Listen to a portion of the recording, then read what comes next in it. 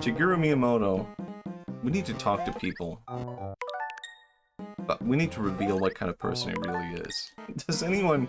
This is extremely specific. But does anyone remember, like, 15 years ago? Hold on, maybe I need to focus before I talk about this. God damn it. Does anyone remember 15 years ago or whatever when people drew fan art of Hayao Miyazaki? And he was always, like, happy and smiling. How, like, haha, here's me with Totoro. Man, people, like, in that time frame, people completely changed their mind about Miyazaki. We need that, but with Shigeru Miyamoto, we need to find one thing we can hold on to. Not because of this one. Weird. I think now, there's a weird thing, right, where people are like, no, that was never the case. People always knew. No, it was real. People had completely different thoughts about Hayao Miyazaki. But I think it's very easy to, like, look at how things are now and forget that, or, like, misremember based on how things are currently. God damn it. But if you look at old fan art of Hayao Miyazaki, it's always, like, just him smiling and being happy. And, I mean, it's not rare to find him smiling and being happy, but it's very, like, I don't know, in very specific situations. Like, when it comes to his own work, he is extremely critical. Yeah, Miyamoto is too wholesome, it's true. I mean, the guy made Pikmin. You can't hate him for that. Damn it. Alright, I'll forgive him. I can forgive Miyamoto. How should I put this? Like, people often bring up as an example of, Miyazaki. They bring up the 3D thing, where he's, like, complaining about, like, 3D, or... Not 3D, I mean AI. It's like a video of him seeing AI, and he's like, this is an insult to humanity itself. And people think, like, yes, this is what he would hate AI. The thing is, like, I think people miss the context of that clip. People look at that thing and they're like, oh, he hates AI. He's, like, so passionate about art and stuff like that. And I don't think that is it, because it lacks the context of the whole documentary, which is, like, specifically earlier in the documentary, he is, like, lambasting, he's like laying into a 2D artist who's drawing by hand, and he's going like, if you can't pull this off, you need to quit this company, you can't work here if you can't do this. He's like going fully hard on someone who's like a 2D artist, right? And it's because Miyazaki is deeply passionate, not about art, he's deeply passionate about direction. Like, if you do something carelessly without putting thought into it, then he can tell, and he is going to lambast you for it. It doesn't matter if it's AI or if it's hand-drawn, right? And I'm not saying this is a defense of AI, it's more like AI is kind of screwed that way no matter what, right? But Miyazaki would go just as hard on any 2D hand-drawn art and be like, you know, this is like, what's the point? Why did you draw this? Like, you didn't put any thought into it.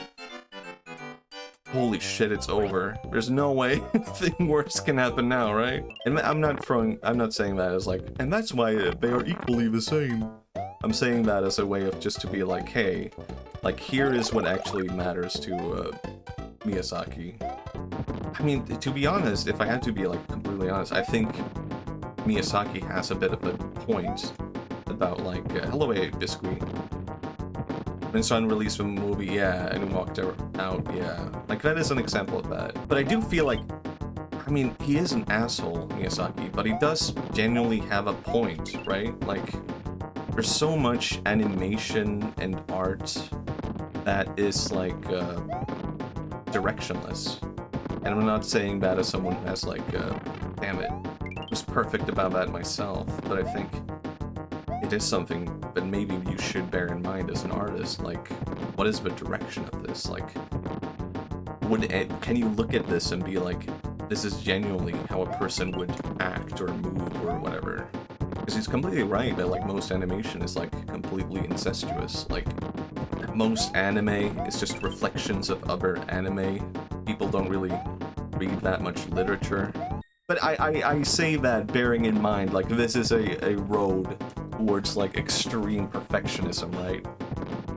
I think there can be potentially a balance of like having a purpose to what you're making and a direction, and also being able to like be a bit carefree and be happy about what you're making. I think maybe Miyazaki doesn't have it all figured out in that sense. I heard it because like in the beginning of the film, there's a guy murdering his own dad.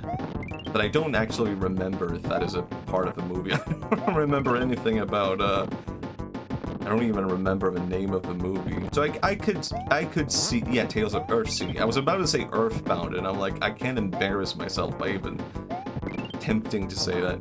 So, I don't remember anything about Earthsea.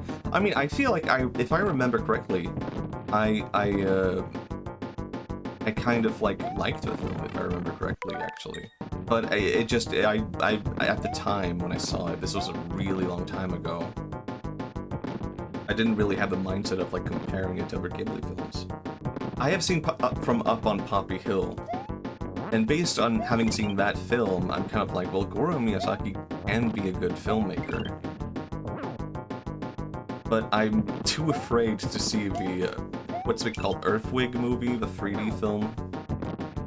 I'm guessing that one is probably not gonna be something I like. I did it. Oh, fascinating. So it really does work if you're big.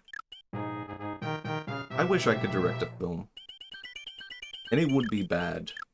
But I think I would be weirdly, weirdly proud of having made a bad film. Now we could do that the second run, you know, test if it's doable small.